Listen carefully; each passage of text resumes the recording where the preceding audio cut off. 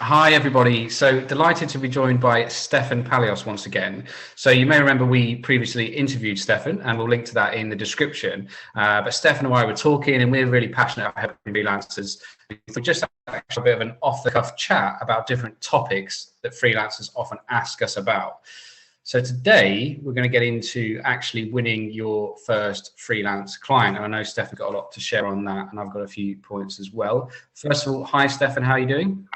I'm doing very well, better than you because I have headphones and you lost yours at the beach. Although I don't know if that means that you're having a better day than me. Yeah, it was a bit of a kind of catch-22. It was a good day at the beach, but losing some valuable headphones was very frustrating. So I'm waiting for delivery, but hopefully we can get through this all good. So I thought a good place to start with this was both of us can exchange our stories of how we won our first freelance client. So you and I have discussed this, but not on recording before. So do you want to just Yeah. share your story about the first client? Sure. So I kind of got my first two clients at the exact same time, actually. So what happened was I had started doing some writing for a failed startup of my own. I just put out some blog posts. And after that, someone cornered me at an event and it was like, "Are you Stefan?" And I'm like, "Oh my God, did I say something mean about you in public?" And he said, "No, no, no. I love your writing. Can I pay you to write for me?"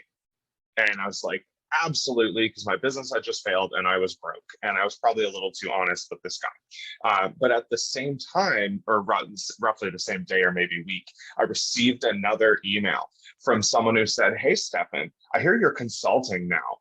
Are you taking on clients?" Meanwhile, I had maybe told one person that I casually called myself a freelancer. So that was like how that actually happened. But the interesting part was the putting myself out there beforehand that allowed it to happen. I told a couple people I was a freelancer now, and I put out some of my own blogs because I'm a freelance writer. And that became kind of my first proof point. Even though no one had paid me to write those blogs, I proved that I could write. So that was my first client, and then kind of steamrolled on from there. How'd you do it? Because we talked briefly, but I kind of forget what you said. My apologies. So mine is an interesting one in that I actually got a job in a digital marketing role for a cybersecurity company, Oh, and I wasn't quite sure what I was going to do at the time. I just took this role and thought if I could, learn something, it'd be great. And I realized after 3 weeks that I just could not work for anyone. And it really confirmed for me that I had to be self-employed. So there was value in that. And it was a great business and they were brilliant to me as well and really good people. And I knew if I couldn't even do it in that environment, I could never do it. yeah. So I quit after 3 weeks and I didn't really know what I was going to do. And that's where kind of like freelancing popped into my mind. And the owner of that business at the time asked me, he said, "Oh, let's go for a coffee." I still live near the office. And so like a week after I left, and he basically said, "Well, some of the work that you were doing, we still need to do. Obviously, we were trying to hire for someone else, but we had a good relationship, and they felt that the work I was doing was good. So, would I be interested in taking the parts that I liked out of that on a freelance basis, basically?" So, Cool. without really doing anything, picked up some work, and that was the first client, and that was like the foundation. So, obviously, then go on and market. But the interesting about both yours and ours, I think, is that, and this is one of my key points about this, is that we knew them. We knew them already. And I Yeah, always say, like, you almost certainly know your first freelance client. absolutely. So I think that's an interesting topic. And maybe you could talk a little bit about that. And obviously, like you say, that body of work you put together in advance Yeah. that helped. Yeah. And I mean, we're hearing our stories. It's like, okay, we're both kind of privileged brats here. It's like, oh, my network gave me my first client. But there's a way to kind of hack that through, even if you don't have a Yeah. network, because my actual first client was not in my network. I did not know who he was. He approached me because he had seen my work. Now, there are a couple factors at play. And this is something that I actually teach in a course that I work on with different freelancers who want to get into this space. It's this concept of what are you good at? Like, genuinely, be honest with yourself. What are you good at? What can you produce? Where can you access people? And what's their budget? And the where can often get conflated because people will often say, "Oh, it's who you know." And in both of our cases, network certainly helped. And frankly, just getting started, network is going to help. But instead of thinking, "Who do I know?" "Oh, I don't know anybody." Crap. Think, where can you connect with those people? So I stumbled into this with my first freelance client. I didn't know the guy, but I was at an event. This was well pre-pandemic. So I was at an event knowing that I had kind of identified myself as a freelance writer, and I knew the tech startup world just from my previous job experiences. So I'm thinking, okay, I can write and I know tech people. Where can I go to meet tech people to increase my aggregate chances of building a network that will include a potential client? And that's why I decided to say, I'm going to go to tech events. And so while that person was completely net new, I put myself in a position to meet someone like him. And since, as I mentioned, I put my stuff out by myself, I proved that I could do a little bit of work. And that's something that I talk to freelancers a lot about now, where they're saying, oh, I don't have any clients. How am I supposed to get any clients? Because every client wants to see past work examples. And the good part about having kind of B2B services, so HR, design, coding, writing, things like that, is you can just put out your own work, because you don't necessarily need to prove to a client that you can sell at the very, very, very beginning. You just need to prove that you can do what you say you can. So it was this thing of, okay, identify I'm a writer. I identified that I needed to go to tech events because that was the only way to meet tech people that I knew of. There were other ways, but I didn't know them at the time. I had put out some of my own writing to prove that I know how to write, and I know how to write in a business context because I did it for my own startup. And from there, it just became a matter of showing up enough. I think that I met that guy April 2017, but I had been attending tech events since November 2016, or even earlier, actually. I attended my first few in 2014 and 2015, but I started seriously doing it. And it took 4 or 5 months before meeting the right person. Now, you can do that online these days. It goes a heck of a lot faster because people just post out, I'm looking for someone. But yeah, I like the reframing of the question. It's not who do you know, it's where can you go to have the highest likelihood of meeting people that you could work with.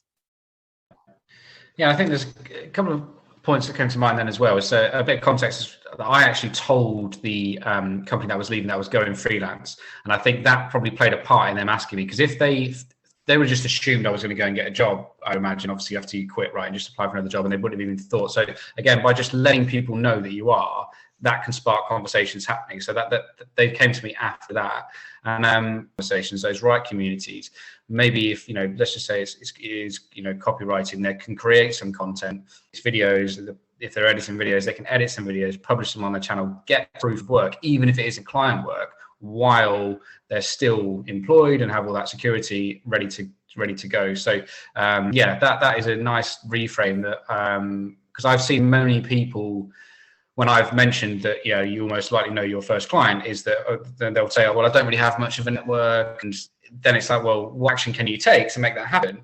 Although I'd also say that often people underestimate their network, in the sense that it's not necessarily going to be the first connection. If you just spread the word, let people know that's what you're doing. Obviously, I was chatting to a web developer the other day, very successful, 10 years, and he was saying it was through his dad's friend he got his first opportunity. It might not always be the perfect client, but it gets you in, it gets you some practice, and there's like these extensions of your existing network that just by letting people know, because sometimes I find people like keep it a little bit of a secret and they've gone freelance. They don't want to tell their friends and their network. Yeah. It's like, well, put yourself out there. And I feel that pain though, because I was full-time employed when I started freelancing, and technically freelancing was not abundantly allowed. It was one of those things that, like, if you did it and it wasn't competitive to your work, you weren't going to get fired. And that was the case, because I worked in a different field. I wasn't a content writer. But it was very interesting because I had to be careful about that. So I call myself a freelancer, but only in certain contexts, and I would make sure that if I was ever at an event for work, I was an employee. I was representing my employer. I had to, that's what they paid me for, and I wanted to honor that. But those other contexts, if you can't put it publicly on your LinkedIn because you're working, okay, well, maybe you can sneak it in on your personal website somewhere, or maybe you can just talk about it, or do it privately through DMs if someone does a call out online instead of a instead of a public response. The interesting thing that helped me a lot was just getting the mindset too that being a freelancer is just about solving someone else's problems. So if you start identifying yourself as a specific type of problem solver, for instance, I am a freelance writer, ergo, I solve the problem of people who need content written. That starts to activate a referral network a lot more easily, because if you just ask someone for a referral, you're pretty much just asking for a favor. And if you say, hey, Jay, can you send me some clients? That'd be awesome. It's like, I'm asking you for a favor, even if I'm going to do great work for those people. But if I can structure it and instead say, hey, I'm a freelance writer. If you know anyone that needs content, I'd be happy to chat. Then you actually look really good when you make a referral, because you're now solving someone else's problem. I'm the solution. I make money. You look good. They get their problem solved. Triple win. And that type of thing can help you build a network faster. Because in the business world, it's interesting. It's not even really about knowing everyone. It's just about being known to certain people for certain things. So I've had referrals from people that I don't actually know well, that maybe just follow me on Twitter, or I met once at a conference, but they remembered that I'm a freelance writer. And now that I do coaching and courses more too, they're starting to remember. It's like, oh, hey, you're a freelancer that's trying to grow. Why not chat with Stefan and see? And that's all it is to get started. When you think of your very, very first client, if you come to the market with the solution you can provide, which is your skill, and then the person or type of persons you think you can help the best, you're going to start activating a referral network before you even know it. Because I can tell you and I think this applies for you as well in your business, but for me, I have a lot of work coming in that I either can't take on or don't want to because it's not my strong suit. And I always want to try to help people who reach out to me. And sometimes the best thing I can do is make a referral, but that means I need to know other great freelancers. So part of my gig as I grow my business is meeting other awesome freelancers. And whether I'm coaching them or whether they're just a great fit for a client, I want to hand work off. And this is why no other freelancer is your competition, really. They're all potential referral sources if you know what you stand for. Yeah, exactly. And I actually put a tweet out about this morning as well, is that like that, let's just say, for example, it's copywriting. There are related skills that the end client might need, and that could be SEO, it could be automation beyond the original landing page conversion, whatever it might be. And if you can identify those, obviously, as you say, you can then build that network of existing freelancers to refer work to. And if they're the right type of person with a good attitude as well, you get this flywheel of referrals back and forth. And then particularly if you like them, you get to know how they work together, and you can actually build this situation where you're working on projects that you enjoy, the people, so it's going to go smoothly, and you've actually had to do very little in terms of kind of like sales and marketing side of things, because as we know, that referral inherently builds in some trust into that initial conversation. And I think that's the other area I've found quite interesting when I've had people come to me about this topic, is that they feel like they have to have their personal website absolutely perfect, and they need more social media following, and they need all these things before they do this part we're talking about now. And that's the real that's one of the key points I wanted to address, is that you absolutely don't need to. I had no website, and I'm not just talking about my first client, my first few clients. I had no website. I had some proof of work that I could kind of send on, but not a massive amount. Pretty much no social media following, because of what you mentioned before.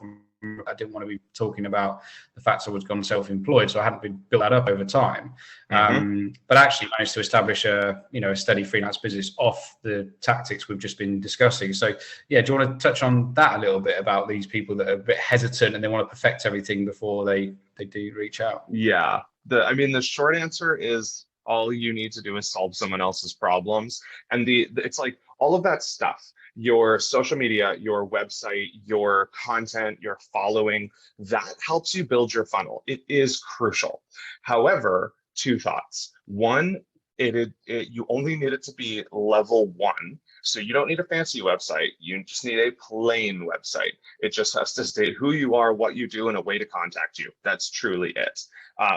But the other interesting thing is, like, okay, if those methods are about client attraction, that means that the problem you're actually trying to solve is getting a client. You're not trying to have a website or trying to have a following. You're trying to do those things in order to build your funnel. And there's another way to build your funnel. You can build it through referrals. You can build it through cold outreach if you want. You can build it through networking events. Potentially a little harder in 2021 than 2017, but there are still tons of events online. You can even just scour Twitter and LinkedIn for people doing call outs, because people will regularly post that they're looking for freelancers. You can do custom searches. Everyone can do these. Does not require having a following at all. You just need an account, and they're free to set up. So I just, when freelancers have come to me with this problem at the very, very beginning, my usual response is, what are you actually trying to achieve? What outcome are you trying to get? You're trying to get clients. If that's your case, there are multiple ways to do it. A website, social media, a blog, and a newsletter are methods, and they can and do work, but they're not the only methods. So if your key goal is revenue, is there a different path that you can take if you don't already have some of that infrastructure set up? And the answer is absolutely yes. But I'm also curious, can I ask you a question? How did you get your second client? Because first clients can be serendipitous and lucky, but second, third, and fourth clients come through process. What was yours? So as I say, left that job and I picked up this client very quickly, and I was working from my apartment. And in the area, there was a co-working space. So I was like, I want to get out of the house, and like a couple of days a week. And I went to the co-working space. And in that co-working space was like amazing. It's a very small little community. And I live, I'm in a different country to where I was then. And I still speak to a lot of those people. And yeah, it literally came through. Like my next 4 or 5 clients came through that co-working space, where like in the group, everyone, because they were all freelancers really themselves, but there were a few people doing services, but as you say, they're not really competing because they've got different target audiences. They just work got referred around that group, and it was an unbelievable like experience for the first 6 months of my freelance business, and then that helped it grow to a point that then I was getting those perpetual referrals from the clients I was then working with were passing me on to others, and before you know it, you can kind of establish quite a healthy freelance business off the back of just that. So yeah, that was kind of how it happened for me. The next sort of grouping of clients, yeah. Same here, and it was really interesting. My first couple clients, they liked my work, which of course was lovely. But the thing that they told me that stuck in my head was, holy crap, I didn't even have to think about that. I hired you, I told you what I wanted, you delivered, and I paid. It was seamless. And that's when it kind of clicked for me. It's like, oh, I'm not just here to do my thing. I'm not just here to write a blog post for you. I'm here to eliminate stress from your life. I'm here to help you feel a little better about your decision because you've hired an expert versus trying to do it yourself. I'm here to scale your effort. So what you pay me is really about buying you time to do really high value tasks. And that helped with my next clients, because it kind of activated this whisper network where people know people. So even though I wasn't networked in with all these tech CEOs, I knew 1 or 2 because I'd gone to a bunch of events. And then when I did a little bit of work, suddenly it was, oh, you're the one who wrote that for that? Oh, interesting. Do you do ghostwriting? Oh, okay, can we chat? And sometimes there'd even be this direct introduction. And I got in the habit of asking people, whenever I got a referral, I said, 1, what did they say about me? And 2, what made you decide to take the referral versus passing on it? And the common thread that came up was, well, they said you were just good to work with, that you showed up, you delivered, you actually did the work, which, and everyone has a horror story. I worked with freelancers that ghosted me. I worked with freelancers that basically showed me fake references and actually were crappy, all this stuff. So I've said this on Twitter a couple times, but literally just showing up and doing the job you say you will is a superpower. So if you want to start getting some success or take our lessons of like second, third, and fourth customers and apply it to your first, it's offer what you are actually going to be able to deliver, because you will surpass 75% of freelancers. And then when you can start to wrap some business methodology around it, that's when it starts to really explode. But for that first client, sell what you are good at, sell what you know you can deliver, because that will also boost your confidence on your first couple sales calls. Because if you know that you've done this in the past and someone's like, well, why should I work with you? You can pretty confidently say, because I can actually do this and because I can actually deliver it for you. And that will help, I promise, because that's the thing that you people don't often say, but they mean it, is once you save them time and effort and emotional energy, you win. And I think like that there is definitely a perception that it's hard to get to that level, but actually, yeah, people don't realize the standard out there isn't as high as maybe they think. And even being responsive in terms of comms, like if you do get a referral, be the first to respond, because they might be referring other people or they might be looking elsewhere. Be the first to respond, be proactive, get back to prospects' emails, and you're ahead of 90% of the other people who are not responding to leads. Or even I say, go on, Stefan. I was going to say, if you want to be ahead of 95%, send a Calendly link. Although be professional about it. Be professional. Say, if it's easier, here's my Calendly to find a time. Alternatively, let me know a few times and dates that work for you, and just kind of give people the out, because Calendly and other meeting booking, it's not just Calendly, but those links can feel very cold and unprofessional. So offer it and then give an alternative, because frankly, people are going to take it 95% of the time as well, but you will always appear more empathetic and professional if you give the alternative versus just, hi, thanks for the intro, here's my Calendly. Like that's Exactly. I'm slowly going into the dark here as the sun moves around the window behind me. But I think that's so true. And I think that people don't get back, and they are not particularly responsive to the comms that go on. And if you can do that, you can get ahead of a lot of people. And it ties into what you said earlier, make it easy for the client. It's like you said about doing a good job and they didn't have to come back, too much back and forth. You make it easy for the client. And that goes right from day one through to delivery work. And the thing then is that, I'm sure you've had this as well, I've had clients for years and years, many repeat projects on retainers, because why would they want to leave? Like, they have to find somebody new and go through that process. If you just do a consistently good job, and I often say you don't actually have to go above and beyond and over service these clients. If you just deliver consistently, the hassle for them to go elsewhere is just a big reason why they will continue to work with you and have those ongoing referrals. But for that first client, it's like anything you can do to make it easier, and think selfishly as well. Because as annoying as it is for a client or someone to send you times that they're available, it's annoying for you to manage that process too. So a Calendly link can automate it and then just have a good message. In a call, you kind of want to have the same flow every time, because honestly, I'm sure any freelancers who have been doing this for a little while, you get on a call and it's always different. And then the prospect kind of railroads over you and you're like, wait, I needed to ask that question, but you're out of time.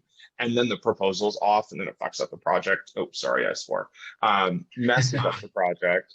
And it just doesn't need to. So if you're thinking like, well, I'm just a beginner, I don't know how to make things easier for my clients, I don't have any clients. Think about yourself. Think about that whole process. You have to meet people, get them to book a call with you, run the call, send a proposal, send contracts. If you just pretend to walk through that process, pretend you have a client, figure out every part that irritates you as a human and see what you can automate or make a template for, because it will save you so much time, mental energy, and emotional strife. And you'll actually end up closing more clients, because if you give someone a process to follow, they're going to follow it most of the time because people want things to be easy. Yeah, exactly. And I think sometimes people early doors, and I say people, I did this as well. I didn't realize, I would try and give them whatever they wanted, but often they just want guidance through that sales process because maybe they don't even know how this works. So the more structure you can put in, and I agree, I think just having some sort of process in place, you may find that over time and see what works for you and your target clients. But I used to do that, go on calls and you'd just be talking for like half an hour, whereas now I'll try and have that agenda and keep it on track. If there's a little area of interest, sometimes you kind of spin off, and that's great. And that helps develop client relationships. But generally, there's this structure of calls. So, yeah, for those people who are just starting and thinking that how to do this, to just have some base to guide the client through it. And as you say, put yourself in their shoes. What would be the hassles and the problems that I would come across during that process, and try and reduce them? Yeah. And I know we've been yammering on for a while, but that exact thing happened to me where, as I asked one of my first prospects ever, What do you need to accomplish in order to feel justified in spending money on this? So we were talking about content. So I said, what does this content need to do for you so that you feel justified spending money? And he just kind of backed up and was like, no one has ever asked me that before. So everyone watching this, take that question, ask it to all your prospects. The answer will be illuminating, because then you start to understand what they actually want. And then if you know that you can deliver what they actually want, then you're golden, because then you can just confidently stand up and say, you said you needed this to feel justified in spending money. I can do that for you. Would you like me to do that for you? If so, here's the rate. There you go. Yeah, that's an amazing question. I think if people take one thing from this, have that as part of your process. And the last thing I wanted to sort of just mention, because obviously we've talked about referrals and networks and how you put yourself in place to do that, is that, as you said, we're not underplaying the fact that marketing and having a website as a following is an important part of it, but you don't need that to get started. And what I sometimes see as a bit of an addendum to that is that people who are, let's say, copywriters, videographers, whatever it might be, is that they don't use their own skill or talent to promote themselves. So I remember speaking to somebody who was an amazing videographer, and he was sending me some of the work they'd done.